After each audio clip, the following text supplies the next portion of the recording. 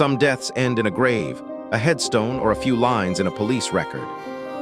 But in Athens, Ohio, there was a death that chose not to be forgotten.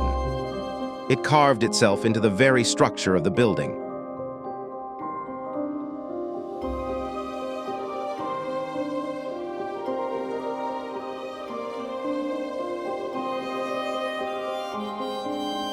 It's not an ordinary stain. You could use acid, you could use an industrial floor scrubber, you could try to scrape away that concrete layer.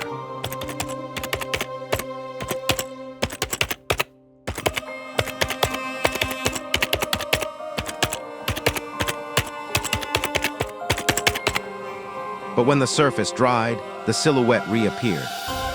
It was as if the floor had absorbed the woman's soul.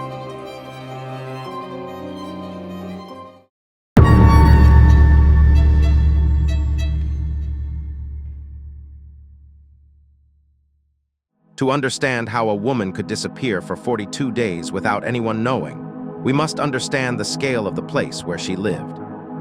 The Athens Psychiatric Hospital, later known as the Ridges, opened in 1874. The building was designed according to the Kirkbride Plan, a 19th century architectural philosophy that believed that spacious interiors, natural light, and long, wing-like corridors would help heal the mind. But theory always seems more beautiful than reality. By the mid-20th century, what was designed for a few hundred people was now housing nearly 2,000 patients.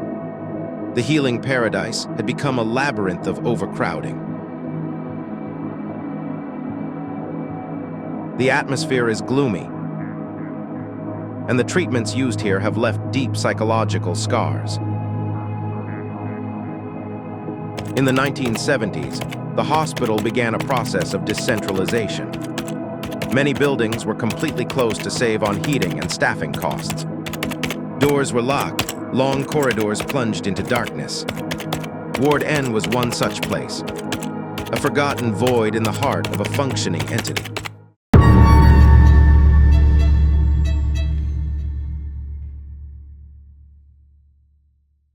Margaret Schilling was not a prominent name.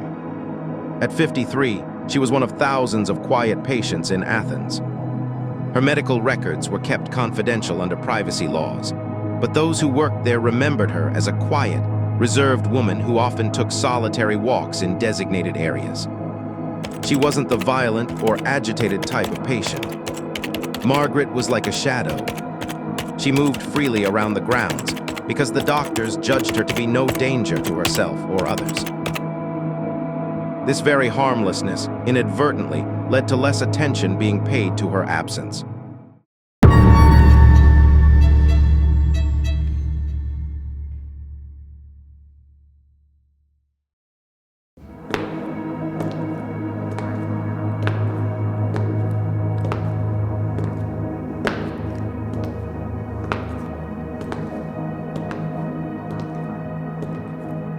The evening roll call on December 1, 1978.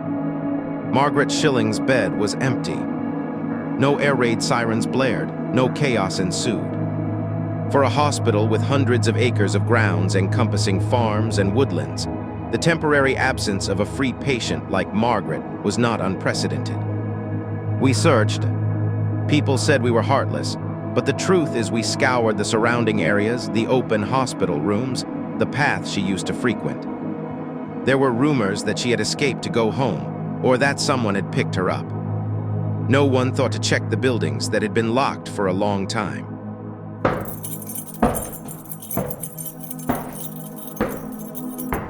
"42 days later, January 11, 1979, Clarence Allison, a maintenance worker, is sent to inspect the plumbing and windows in block in a deserted building with its heating system completely cut off. As he pushes open the attic door, he is confronted with something that will change his life forever.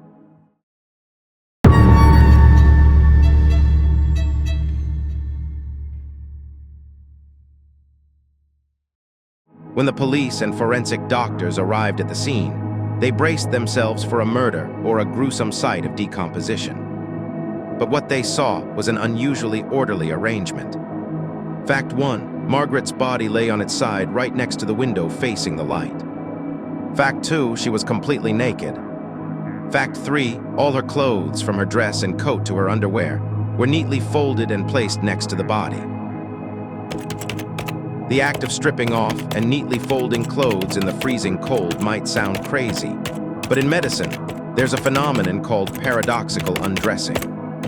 When the body experiences severe hypothermia, peripheral blood vessels suddenly dilate, creating a false sensation of warmth. Patients feel as if they are being burned alive, and they undress themselves. But the neat folding of their clothes suggests an extremely calm state of mind, or a compulsive habit that persists until the very last moment. The autopsy quickly concluded there were no signs of external force. Margaret Schilling died of heart failure due to hypothermia. The time of death was estimated to be several weeks before she was found.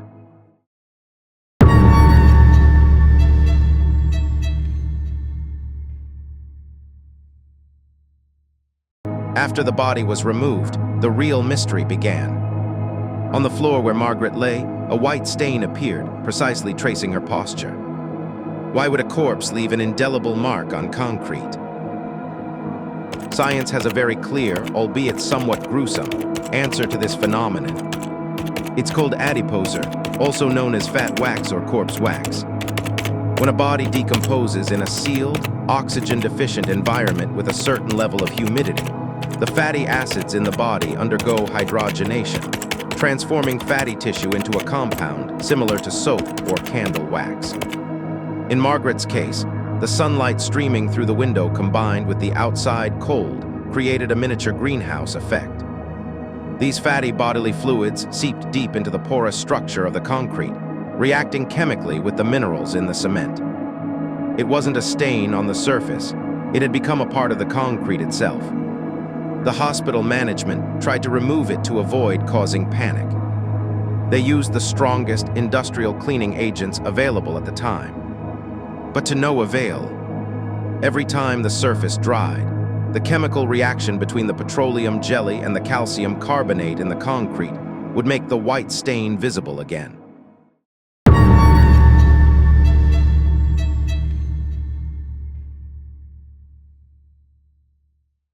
Although science has explained the nature of stains, it cannot explain human behavior.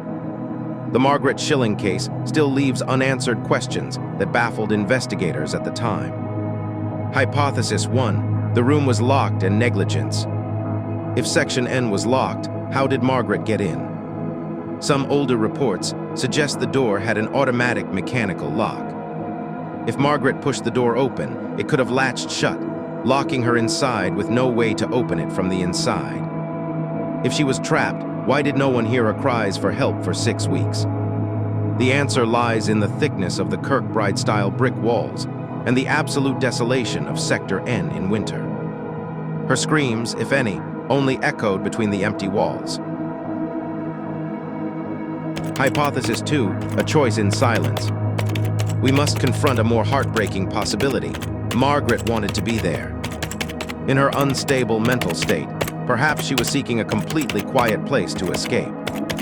She went up there, closed the door, and when the cold set in, her mind was no longer clear enough to find her way out. She accepted it as a predetermined end. In 1993, the Athens Psychiatric Hospital officially closed its doors. The last patients left, but Margaret Schilling remained.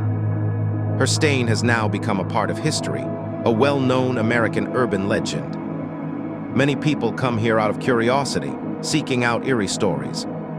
But if you look closely at the mark, what you feel isn't fear, but an immeasurable sadness. It's the imprint of loneliness. Science calls it the precipitation of grease on concrete. But for history, Margaret Schilling's stark white mark is like a silent indictment of the past.